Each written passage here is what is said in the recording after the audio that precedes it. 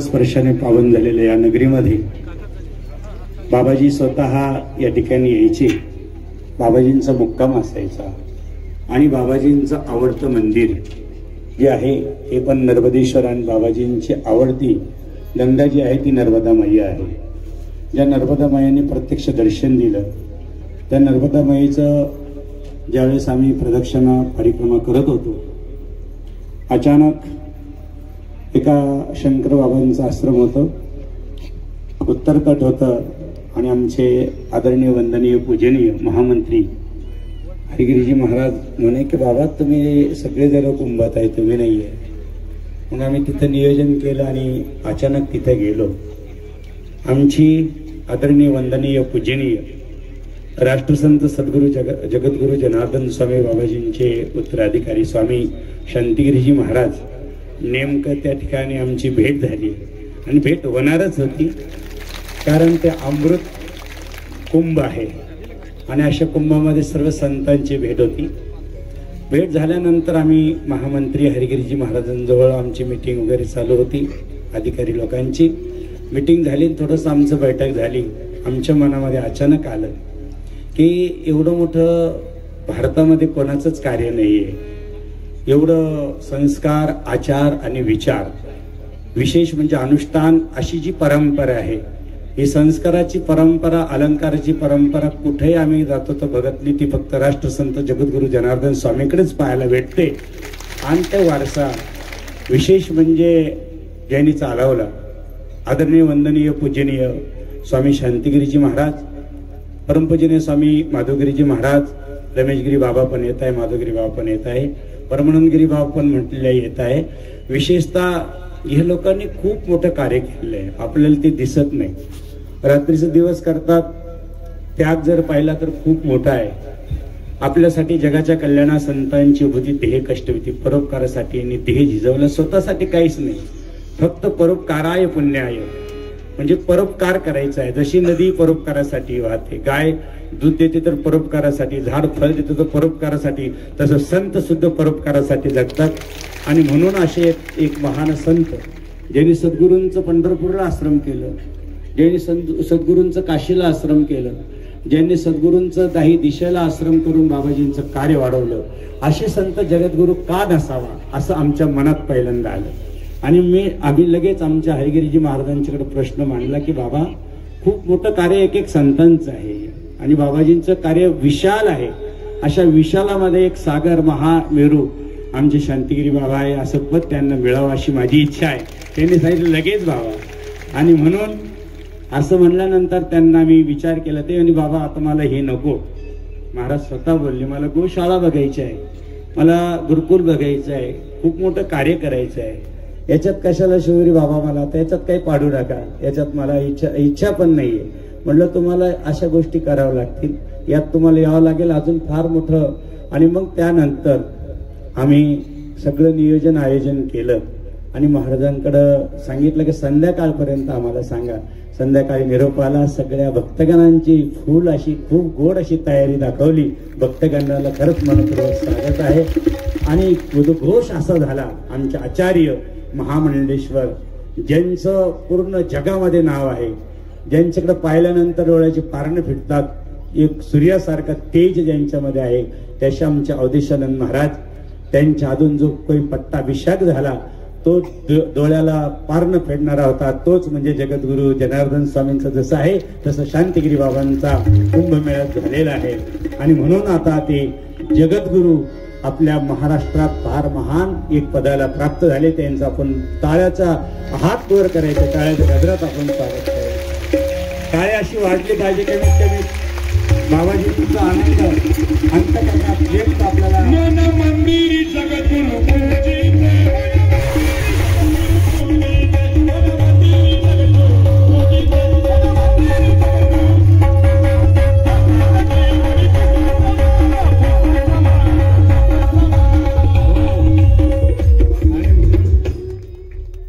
एकच इच्छा आहे.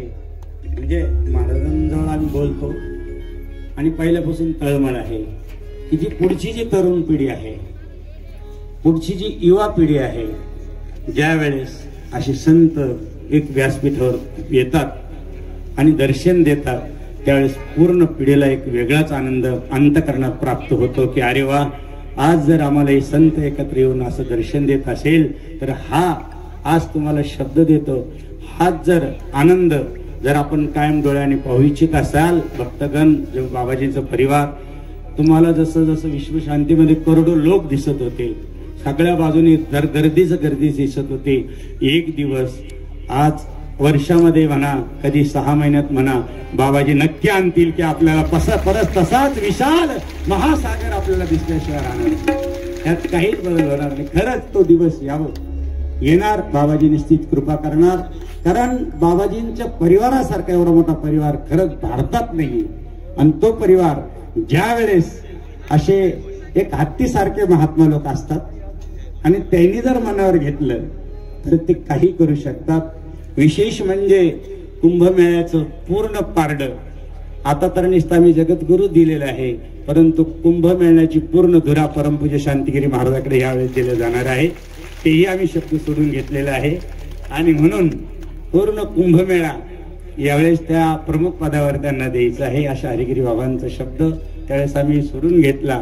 आणि सगळ्यात मोठं अन्नदान, बाबाजीला अन्नदान आवडायचं, बाबाजीला गोशाळा आवडायची, बाबाजीला विशेष गुरुकुल आवडायचं, विद्यार्थी आवडायचे, म्हणून त्या ठिकाणी महाराष्ट्रात प्रथमताच कुठल्याही आपण बाजूने गेलो आणि कोणत्याही आपण दर्शनाला चालत असतो, दर्शनाला जात असताना आपल्याला एकच पाठी दिसेल, राष्ट्रसंत जगद्गुरु जनार्दन स्वामी अन्नक्षेत्र ते परमपूज्य महामंडलेश्वर जगद्गुरु शांतिगिरी महाराज करणार आहे. वर हात करा कमीत कमी.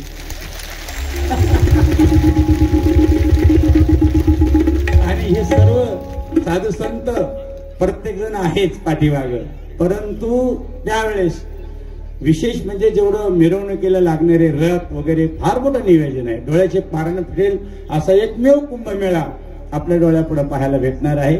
आम्ही सर्व संत एकजुटीनं एकत्रित येऊन हा कार्याचा ध्वजा प्रत्येक जण खांद्यावर घेणार आहे. विशेषतः असंच दिव्य भव्य दर्शन होत राहावं अशी आपण सद्गुरूंच्या चरणी प्रार्थना आहे. परंतु ज्यांचं अमृत असं तुल्य अमृत गोड असं वचन, ज्यांचं अमृत वचन आपल्याला ज्यांच्या मुखातून ऐकायचं आहे, अशा आपले लाडके सर्वांचे प्रेमाचे महात्मा. आम्ही लहानपणी ज्यावेळेस विरळलो होतो त्यावेळेस आम्हाला खूप आनंद त्यांच्याकडनं मिळाला आणि खूप काही शिकायला मिळालं. विरळ असताना 3 वर्ष आम्ही नंतर कापळ्यात गेलो शिवपुरीला बाबाजींकडं, परंतु त्यावेळेस आम्ही खूप जवळ राहिलो. कधी कधी असा वेळ येत होता की तुम्हाला सांगायला काही हरकत नाही, आम्ही ज्यावेळेस शिंगर नाल्यात सायकलवर जायचो, कधी कधी आम्ही कॅरेजवर बसलो असं तर झोपून पडून जायचं. परंतु अक्षरशः एकदा असं झालं की एक सदाशिव नावाचा जमधडे म्हणून होता आणि महात्मा याला फाट्यावर बसायला यावं लागायचं. रस्त्याने तिथून गाडी जर भेटली नाही तर दुसऱ्या गाडीत कधी कधी कोलीच्या घाटात उतरून जावं लागायचं आणि तिथून यायचं म्हणलं की विरोळपर्यंत अवघड प्रसंग होता. कधी कधी अगदी सायकलवर कधी कधी त्या खडीवरती आराम करून घ्यायची इतकी अवस्था अवघड होती. एवढा त्याग, अंगाला मोठमोठ्या जखमा होत्या, कधी त्याला मलम लावायचं माहित नाही, इंजेक्शन घ्यायचं माहित नाही, पूर्ण अंगाला भस्म.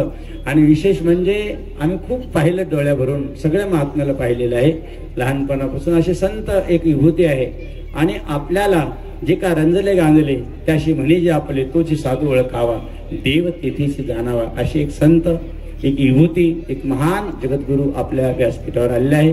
परत एकदा आपण त्यांचं टाळ्याच्या गजरात स्वागत करूया. आज आदरणीय आपल्या तालुक्याचे विधाते आमदार काकासाहेब यांच्या हस्ते परमपूज्य आदरणीय वंदनीय पूजनीय जगद्गुरूंचा सत्कार होत आहे. ओम जनार्दनाय नमः, ओम जनार्दनाय नमः, ओम जनार्दनाय नमः, ओम जनार्दनाय नमः, ओम जनार्दनाय नमः, ओम जनार्दनाय नमः, ओम जनार्दनाय नमः, ओम जनार्दनाय नमः, ओम जनार्दनाय नमः, ओम जनार्दनाय नमः, ओम जनार्दनाय नमः. वदाने बाबाजींचे उत्तराधिकारी पूजनीय वंदनीय अध्यात्म शिरोमणी जगद्गुरु स्वामी शांतिगिरी महाराजांच्या पावन व पवित्र सानिध्यामध्ये पूज्य आदरणीय परमश्रद्धेय महामंडलेश्वर स्वामी शिवगिरीजी महाराज जे अखिल आपल्या श्री शंभू पंचदशनाम जुना आखाडा महाराष्ट्र राज्याचा अध्यक्ष म्हणून जे महत्वाचं कार्य करताय, पूज्य महाराष्ट्रांनी नर्मदा मातेची परिक्रमा पूर्ण केली आणि ती फक्त परिक्रमा केली नाही तर पायी परिक्रमा केली, म्हणून त्यांचं शुभ आगमन या तालुक्यात कारखान्यावर आज प्रथम झालं, म्हणून त्याबद्दल महाराजांचा एक पूजन सन्मान सोहळा त्या निमित्तानं सर्व साधू संत आले, सर्व पूजनीय संत महात्मा आणि मोठ्या संख्येने भक्तजन आले। मी आदरणीय पूज्य स्वामी शिवगिरीजी महाराजांना मनापासून या ठिकाणी धन्यवाद देईल का ज्यांनी दृढ संकल्प करून ही परिक्रमा केली आणि म्हणून जगद्गुरु जनार्दन स्वामींचे उत्तराधिकारी आज जगद्गुरु शांतिगिरी महाराज म्हणून आपल्या समोर विराजमान आहेत। आणि म्हणून मी आदरणीय शिवगिरी महाराजांना मनापासून या ठिकाणी धन्यवाद देईल का ज्यांनी परिक्रमा केली आणि नर्मदा मातेच्या इच्छेनं आणि नर्मदेश्वरांना शांतिगिरी महाराजांना इथपर्यंत खेचून आणलं। नर्मदा मातेच्या आणि नर्मदेश्वराची इच्छा म्हणून ते इथपर्यंत पोहोचले आणि म्हणून आज आपलं स्वागत पूजन करत असताना मी महाराष्ट्रीयांना मनापासून धन्यवाद देईल। आमचे सर्व संत महंत उपस्थित आहे। महाराजांनी सांगितलं का येणाऱ्या 2027च्या कुंभमेळ्यामध्ये आपल्याला मोठं अन्नदान करायचंय। आजच महाराजांच्या उपस्थितीमध्ये सांगतो तुमच्या प्रत्येकाकडनं एक एक समिष्टी भंडारा घेणार आहे, त्यामुळे तुम्ही पण सर्व तयारीत राहा सगळ्यांकडनं। म्हणून सगळ्यांनी अगदी ताकदीनं येणारा कुंभमेळा सुद्धा मोठ्या उत्साहानं आपण त्या ठिकाणी करू आणि मी मनापासून महाराजांना धन्यवाद देईल। जनेश्वर महाराजांनी सांगितलं की दोघांची एकच रास आहे, आता दोघांची एकच रास म्हणजे कुंभ रास आहे आणि तो कुंभ आता जगद्गुरु बनून आणि यांनी नर्मदा परिक्रमा पूर्ण करून पूर्ण भरला, म्हणून आपण मनापासून अभिनंदन करू। गुरुकुल गोसेवा आणि कृषी व ऋषी सेवा या तत्वानं या परंपरेच्या आधारे आपल्या सगळ्यांना कार्य करायचंय। निफाड सहकारी साखर कारखान्यावरती हा कार्यक्रम होतोय। आदरणीय काकाजी सुद्धा उपस्थित आहेत, मी त्यांनाही मनापासून धन्यवाद देईल। पण विशेष या कारखान्यावर येताना शांतिगिरी बाबांना स्मरण झालं महाराजजी या कारखान्याचे चेअरमन होते मालोजी काका मोगल आणि आदरणीय काका ज्यावेळेस मालोजी मोगल ज्यावेळेस चेअरमन होते त्यावेळेस त्यांनी आपल्या आश्रमाकरता एक अँब्युलन्स गाडी कारखान्याच्या वतीनं दान दिली। ती अँब्युलन्स गाडी आज त्यांचंही स्मरण या निमित्तानं इथं झालं। त्यानंतर डॉक्टर वसंतराव पवारांनी एकदा मोळी टाकण्याच्या कार्यक्रमाला बोलावलं। जनार्दन स्वामींच्या 21व्या पुण्यतिथीचा कार्यक्रम होता आणि डॉक्टर बोलले महाराज कार्यक्रमाला 100 पोते साखर कारखान्याच्या वतीनं देतो। बाबाजी म्हणले डॉक्टर साहेब 100 पोते कारखान्याची नकोय, निफाड कारखान्याची फक्त 1.25 किलो साखर बाबांना पाहिजे आणि निफाड कारखान्याची 1.25 किलो साखर वाजत गाजत आपण वेरूळला नेली ती। कारण जनार्दन स्वामींचं वाक्य होतं बाबांना कणभर द्या बाबा मनभर देतील, मुठभर द्या बाबा पोटभर देतील। मात्र नक्कीच जे दिवस या निफाड सहकारी साखर कारखान्याला पूर्वीचे होते असे दिवस भगवंताच्या आशीर्वादानं पुन्हा प्राप्त हो, हीच प्रार्थना आज आपण या निमित्तानं या ठिकाणी करू। प्रेम आहे आणि त्यांनी मनाशी एखादी गोष्ट ठरवली ना ती अगदी पक्की करून दाखवतात, म्हणून मी त्यांचं मनापासून अभिनंदन करतो, खूप खूप धन्यवाद देतो। अनेक आमचे सर्व परमश्रद्धे संत महंत अनेक जण येऊन गेले, अनेक जण अजून रस्त्यात येणारे जाणारे सगळ्यांचं जगद्गुरूंच्या वतीनं अभिनंदन करतो आणि वेळ न घेता बाबाजी आपल्या सगळ्यांना 2 मिनिटं आशीर्वाद देतील। धन्यवाद। बघा महाराजांनी सुद्धा कुंभमेळ्यामध्ये दीक्षा घेतली। खरंच आम्ही जोपर्यंत ती सफेद होती तोपर्यंत बोलू देत नव्हतो, तुम्ही बोलायचंच नाही म्हटलं। आणि आता मात्र त्यांना बोलायचा अधिकार आहे, कारण ते आम्हाला दिसले का आमचं डोकं फिरत होतं कारण ते सफेद होते आणि आम्हाला आमच्या लोकांचं कधी कधी सफेदवर डोकं फिरत आणि म्हणून विशेषतः आज मात्र त्यांनी बाबाजींकडनं दीक्षा घेतलेली आहे। कुंभमेळ्यामध्ये विवेकानंद गिरीजी महाराज ते बनले, आपण त्यांच्या टाळ्याच्या गजरात स्वागत करूया। विशेष म्हणजे सगळे तरुण बाबाजींकडे कदाचित साधू संत भेटत नाही संन्यास घ्यायला, आमच्याकडे कमीत कमी आज 22 जणांनी दीक्षा घेतलेली आहे। विशेष म्हणजे तरुण विवाह आता आमच्याकडे एक जो प्रदक्षिणाला होता त्याचं आपण स्वागत केलंच पाहिजे. कुठे तो काय नाव? वसुदेव सुतम देवम कंसचाणूरमर्दनम देवकी परमानंदम कृष्णं वंदे जगद्गुरु मुखं करोति वाचालं फुलके यतेगिरि यत्कृपातमहं वन्दे परमानन्दं माधवं नारायणं नमस्कृत्यं ब्रह्मा गुरुविष्णु गुरुदेवो जगदीश्वरः गुरु साक्षात् परब्रह्म तस्मै श्री ओम जनार्दनाय नमः. तस्मै श्री ओम शांतिगिरी नमो नमः.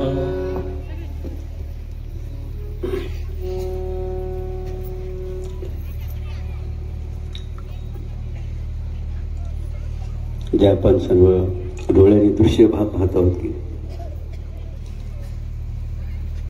तसं काय आज आमच्या राष्ट्रीय अध्यक्ष असलेल्या श्री निघालो हुजूर आम्ही निघालो का ती नंदिकेश्वर नंदिकेश्वर तिथे बरोबर बरेच मंडळी आहे बाबावर होती.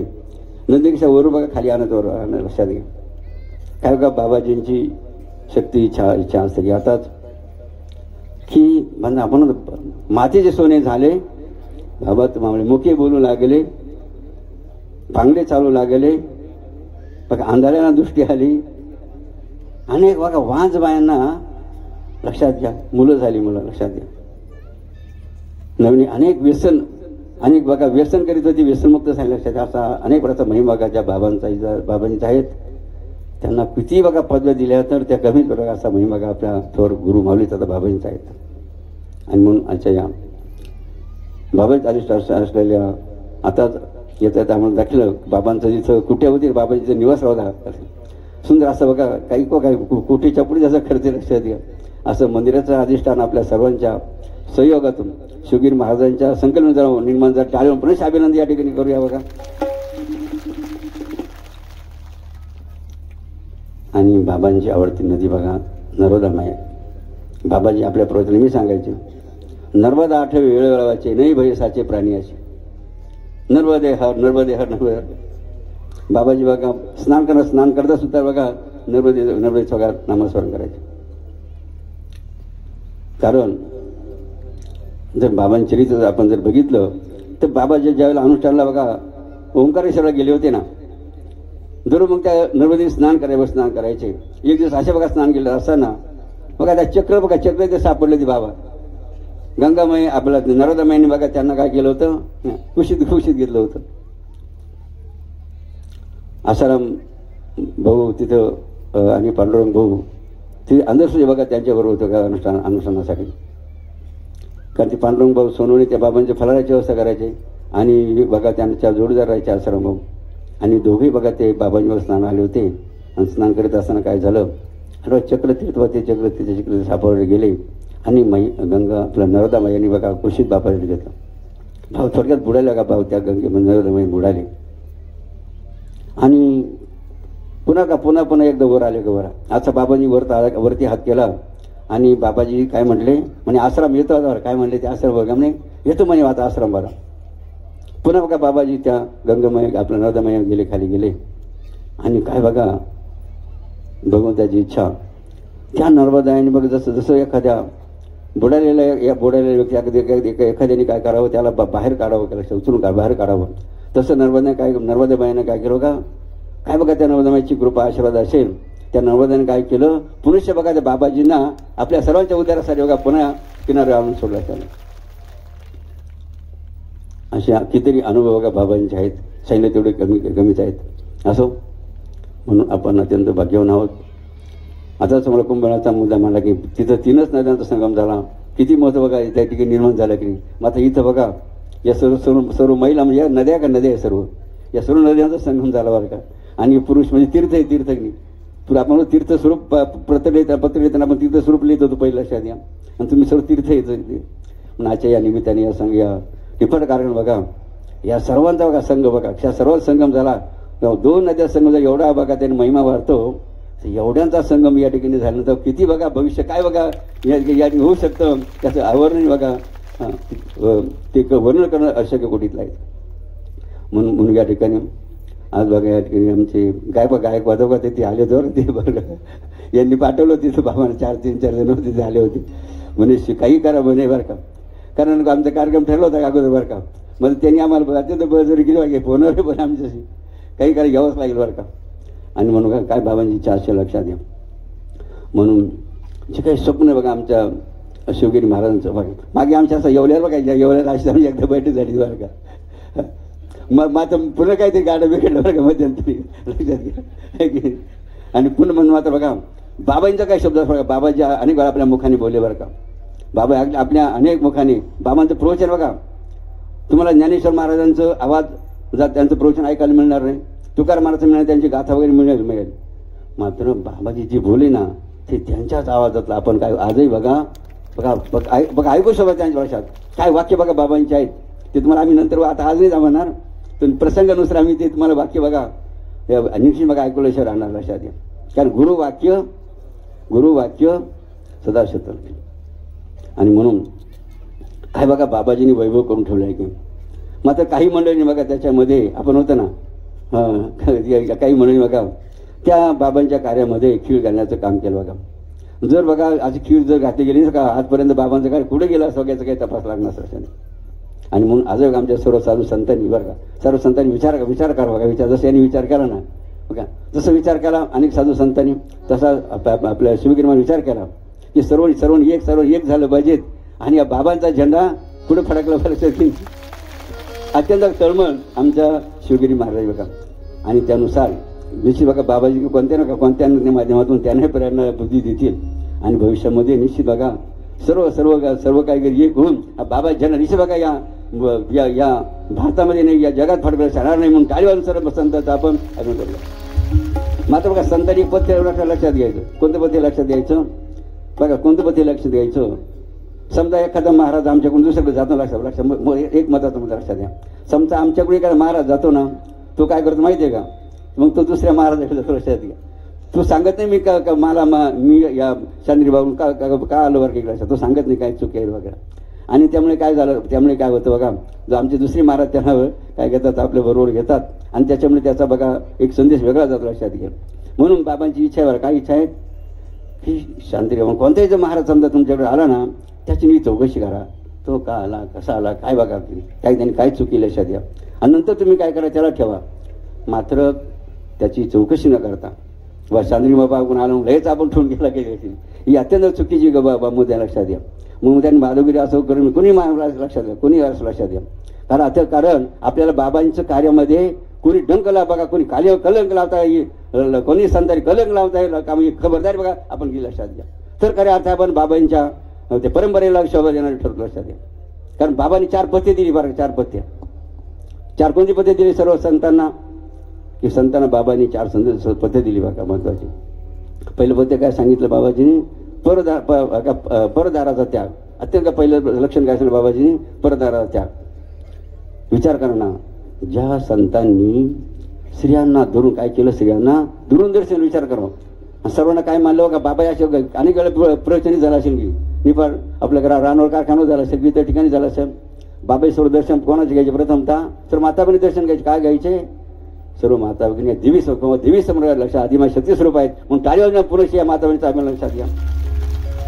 नीट लक्षात. एवढे संत उच्च पदाला पोहोचले असताना त्यांनी कधीही आपल्या पायाला स्पर्श करून दिला नाही. मानलं त्यांनी काय मानलं सर्व माता काय मानलं, देवी मानलं, आदिमा शक्तीरूप मानलं. आता कधीही त्यांनी काय केलं. आणि मग आपण त्यांचे शिष्य आहोत, म्हणजे परंपरेचा आपण आहोत की मग आपण सुद्धा काहीतरी पथ्य पाळी पाहिजे. म्हणून बाबाजींनी मी सांगायचे विठ्ठल माता घ्यावी त्यांनी पथ्य, विठ्ठल माता त्यांनी पथ्य.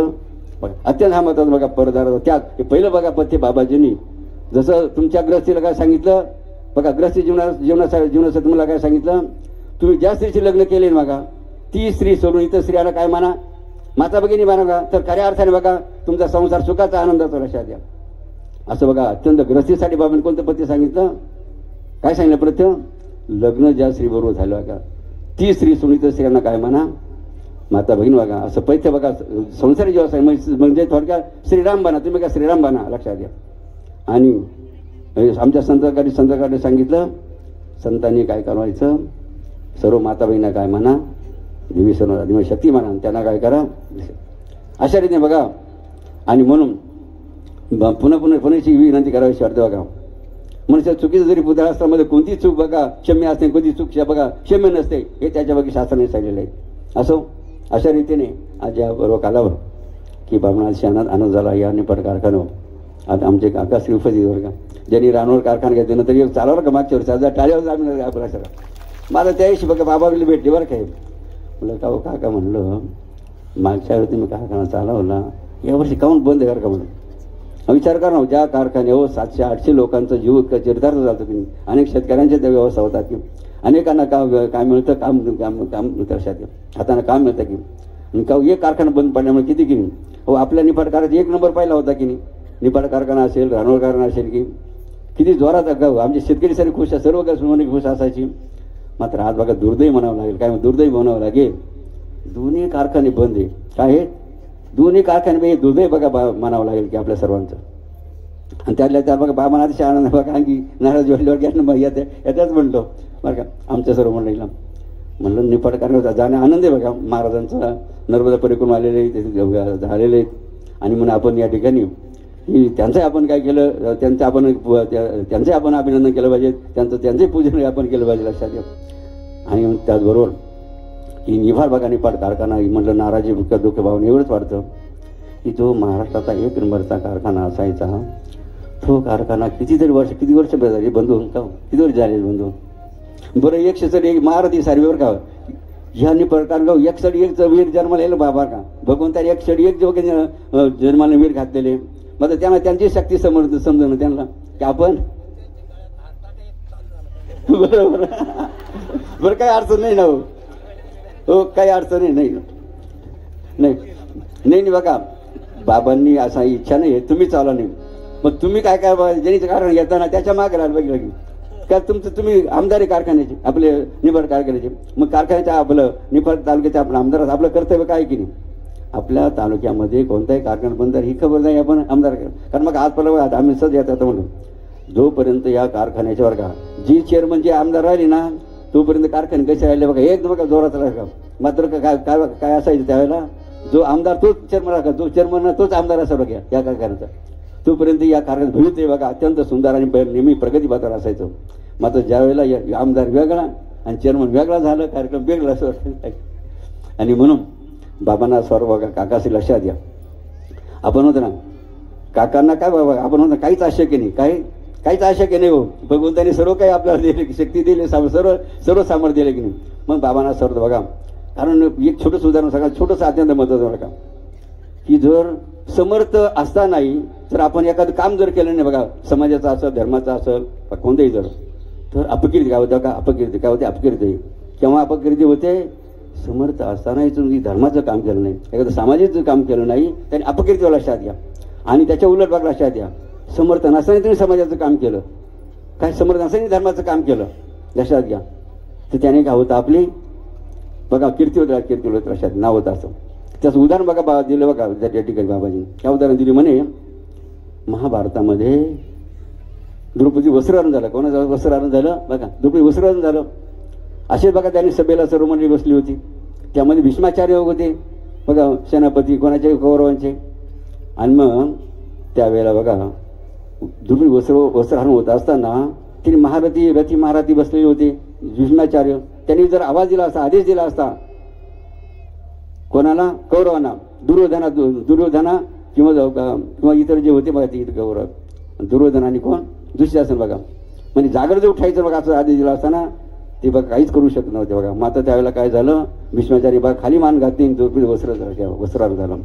काय परिणाम काय झाला समर्थ असताना काय भीष्माचार्य तिथे काय केलं मान खाली घातली ते वस्त्र थांबवलं नाही अन्याय सहन केला परिणाम काय झाला लक्षात घ्या. एवढी भीष्माचार्य ब्रह्मचारी मात्र त्यांना मरायच्या टायमाला मृत्यू समय कुठं कशा झोपावं लागलं शिरपंजरावर झोपावं लागलं. आणि बघा अपकीर्ती लक्षात अपकीर्ती कारण काय अन्याय बघा त्या ज्ञानी मुद्दा असताना थांबवला नाही. त्याच्या उलट बघा इकडं बघा रामायणाचा प्रसंग लक्षात घ्या. इकडं रामायणामध्ये सीतेचं अपहरण कोणी केलं रावणाने केलं ते कोणी पाहिलं जटायूने पाहिलं कोणी जटायूने पाहिलं का जटायू रावणा पुढे काही सामर्थ्य नव्हतं का जटायू रामा किस्मे घालवाला का तो जटायू होता. मग त्याने काय केलं तो अन्याय सहन केला नाही काय केलं अन्याय सहन केला नाही, काय केलं अन्याय सहन केला नाही. उलट बघा 2 हात केले कोणाची त्या रावणाची, मरण आलं मागं हटला. लक्षात घ्या. म्हणजे समर्थ नसतानाही त्या जटायू पक्षाने काय केलं, अन्याय सहन केला नाही, त्या प्रतिकार केला. तर कीर्ती कोणाची झाली. आजही आपण जटायूचं नाव काय घेतो लक्षात घ्या. आणि इकडं भीष्माचार्य बरं का, म्हणून बघा बाबांना असं अर्ध बरं का आमचे बरं का दिलीप काका काका लग्न बरं का समर्थ आहे.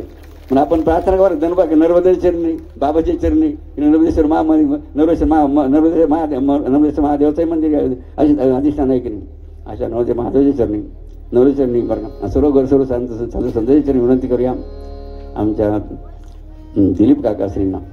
मग ते आपल्या परिवारातले नव्हे की, मग ते आपला हक्क आहे ना बरं की नाही. दुसरे आपण त्या म्हणू शकलो नव्हतं बाकीच्या ना. मग आपल्या घरच्याला आपण ठोकून आपण जरा ध्यानावर आणलं पाहिजे लक्षात घे.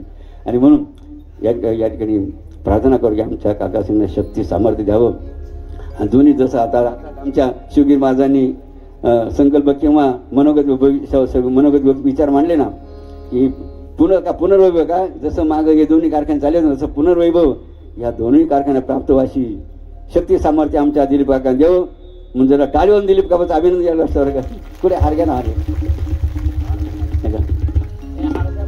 आता एक भजन करू का बरं, आपण एक भजन करूया. आणि आता आपली सर्व म्हणलं की इकडे आपण साक्षीदार पाहिजे ना. आपण जनेश्वर तुम्ही पण इकडे जरा मग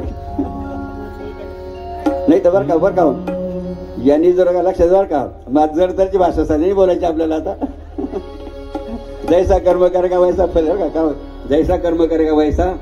शिव शंभो शंकरा, शिव शिव